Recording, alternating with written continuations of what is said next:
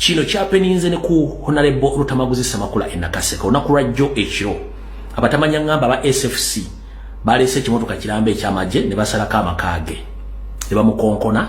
nasooka n'agaana okuggulawo ne bamuyita ffe tuli babyakwerinda n'amala okubuuza ani ne beeyanjula naggulawo bwe yaggudde bamugamba tuli wano ku mission twagala kumanya ebintu bino wammanga wano twagala kumanya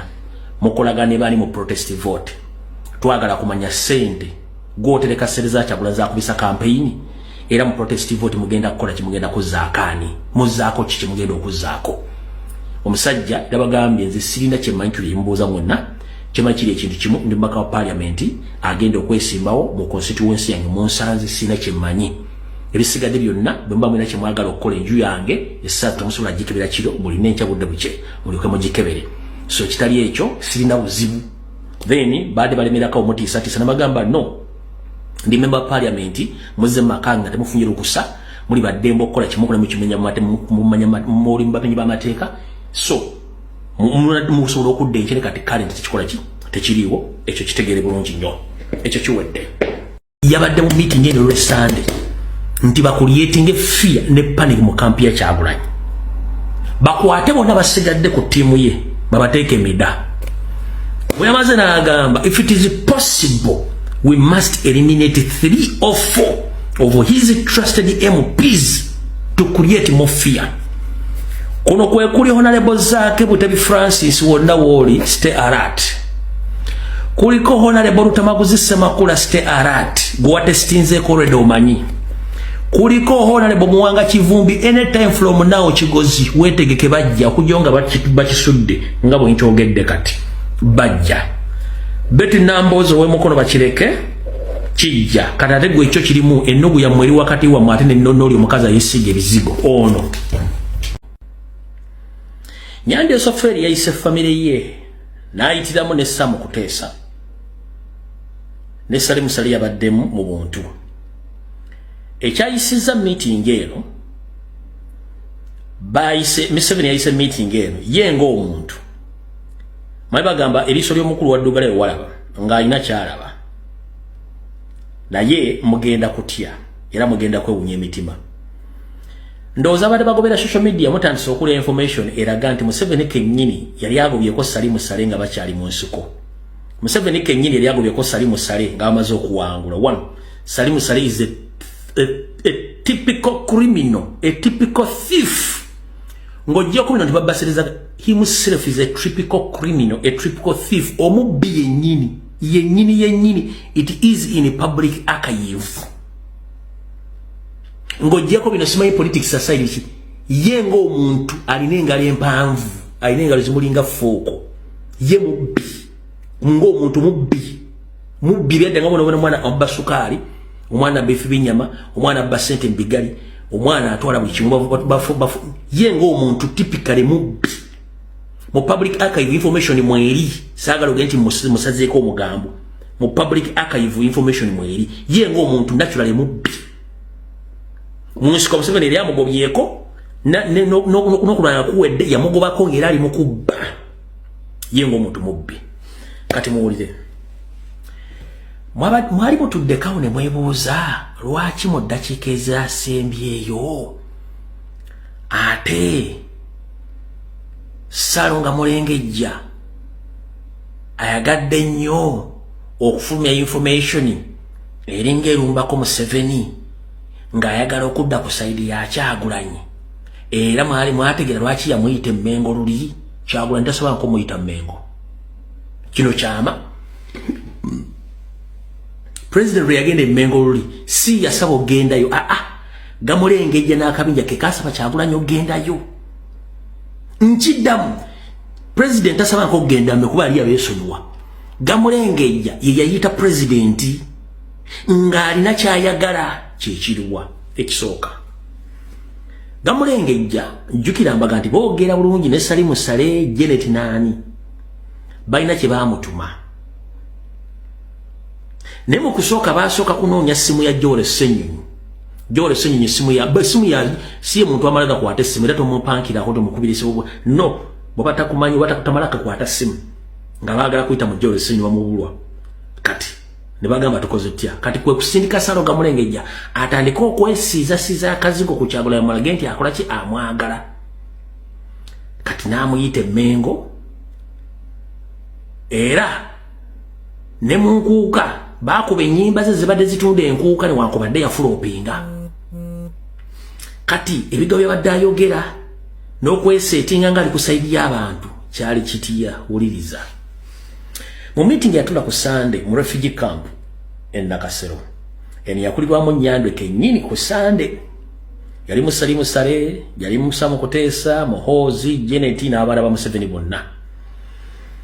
Nyandwe Soferi ekitufu kiri nti ayagala kwogera na His Excellency Robert Kyagulanyi Ssentamu kiddemu Nyandwe Yosoferi tibahabulwa ye ng'omuntu abadde mu byobufuzi by'ekiyaye ye ng'omuntu alabira ewala ayagala kwogera ne Kyagulanyi akalira akawulira bassebo ne bannyabo Nyandwe Yosoferi ng'abadde mu byobufuzi ng'abimanyi ng'atakimanyi baludde mu buyinza ekitufu akimanyi akalira akawulira ayagala kwogera ne President ye nga ye ayagala kwogera ne President naye talina waasobola mufuna wadde okutuula naye nga tafunye bantu bamenti basobola okuyita Kyagulanyi ne babeerawo mu bantu bayagala ayagala Archbishop Paul Semwogerere ngono yagenda okujja ku lw'eddiini Kyagulanyi gyasinza eddiini Kyagulanyi gyasinziramu okusaba Mukama Katonda w'Ebukatuliki n'Abakatuliki bonna aite Saloga Mulengejja mbu ayimire okulwa Abaganda ye aberenga akonvinsinga Kyagulanyi ne kulwa Abaganda ebantu babiri ompulya bulungi nnyo Mr. President bw'ofuna essimu n'ofuna ebintu bino manyi wabifunye dda manyi information wagifunye dda kandi okuvire ku ntono Nyandwe mu meeting yabagambye manyi nti ndowooza kyekiseera tutuule mu njogerezeganya ne Kyagulanyi atubulire kyayagala naffe tumbulire kye twagala tukkiriziganye tuleke ensi etambule tuleke kuyiwa musaayi either tumuwa obuyinza afugeko ekitundu naffe tufugeko ekitundu oba tubeeko bye tukkiriziganya bye tumuwa naffe tusigaze ebyaffe bwe yabyogedde bw'atyo mu meeting kati nga bw'omanyi nti once a thief is always a thief, once a criminal is always a criminal, and once a killer is always a killer. Ye Nyandwe amanye ekijja naye waliwo abatemu. But remember, history doesn't favor Museveni in terms of talks or negotiations. Ebyafaayo tebiwa Museveni mukisa. Kubanga tateesangako n'atuukiriza ndagaano kyekisooka ekyokubiri teri muntu asobola kumwesiga tatuukiriza kigambo kye ate ekyakyagula ntayagala nko kuteesa na Museveni ye ayagala kimu bw'aba ateesa aweeyo obuyinza bwa bannansi tewali kyakuteesa kisinga ku ekyo wabula ye Nyandwe ayagala kuteesa bwe yayogedde ebigambo bino musajja mukulu ayogeranga Teratabbi oba ayogeranga Kasimigo Samu Kuteesa leka naawe ine sitwajiwa matwaro tekamusendeza ffe ogamba otya ati ate ogenda kuteesa nono omwana ensi yaffe tutwajiwa buli kimu tukikutte ate oyagala kuwaayo obuyinza era oyo nga mujjukira bobo wakanya kyenjogera kati sound gyempitira mugenda onoonye video ku social media ya Samu Kuteesa currently bwayogera kamala okunywa ku mazzi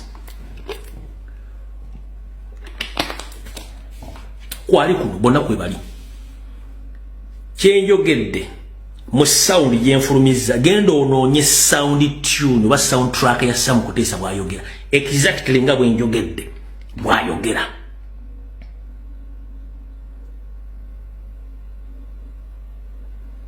gendo nonye video ya Samu Kuteesa bono malo gira bogenda kumpito ngeti musajja gwe oli muzibu nyulinga enjala eruma ekiro bwatu mu ddoboozi lyeri okuba kati bamutuninga nga sinavaako gendo uli sound output ya Sam Kuti nga bwenjogedde exactly bwayogera bwatu byayogedde tetukkiriza tetujja kuwa buyinza bwe tutyo sitwagiwa bikibi kati bwe yamaze okwogera Salimu Sale n'ayimuka n'agamba no tetusobola kuwa buyinza mu ngeri gy'oyagala tubuweeyo tuteekeddwa okulwana tutya olw'okuba nti Salimu Sale mubbi Nakinku yagambye bw'ati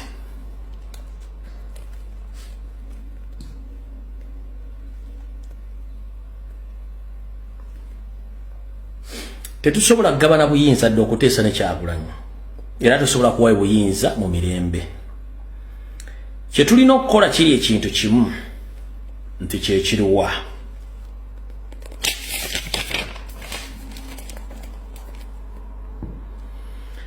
yagambye ne mutabani we Muhoozi ne Kuteesa abantu basatu Janet yenga asiriikiridde n'agamba nti tulina okufa nga tulwana tusobola gabayo buyinza kye tugenda okukola tugenda creating more fear and panic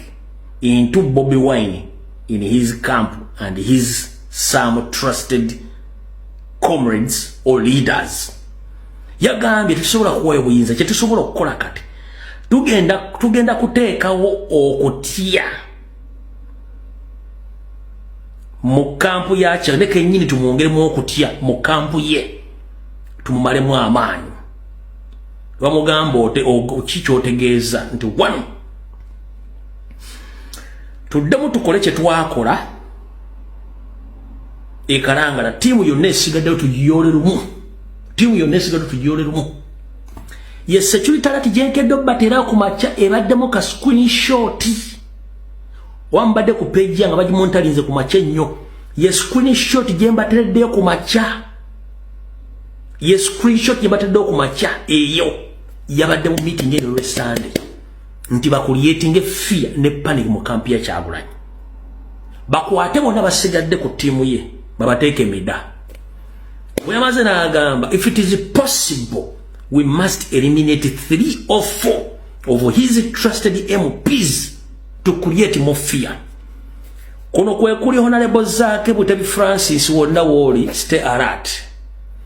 kuliko honorable Rutamaguzi Semakula stay alert gwate stinze korede omanyi kuliko honorable Muwanga Kivumbi anytime from now kigozi wetegeke bajja okujonga bakisudde nga bwe nkyogedde kati bajja Betty Nambozo we mukono bakireke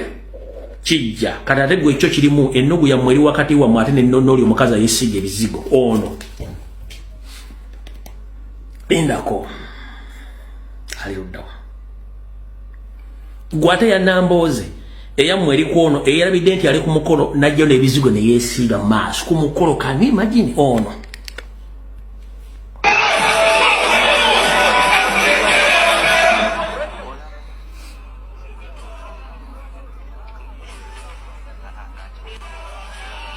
yaje ekizigo mu bantu ne yeesiga ebizigo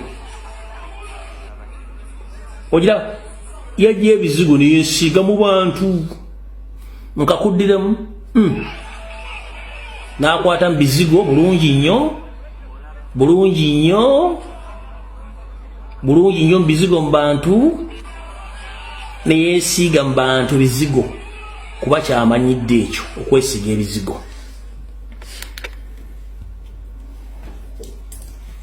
kati Namboze naawe beera nga omanyi kiki ekiyinza okwolekera kati bwe bamaze okwogera ebigambo ebyo baawukanye nga mpale za Museveni kennyini nga tebafunye ground kati okulietinga fear ne panic ne president gyatadde security alert n'enzija n'egibamenyera nga ngivuunudde n'embwa n'ebisingakaawo mulamu information bwe flowinga bweri mu nteekateeka yemu n'entambula yemu wabula not this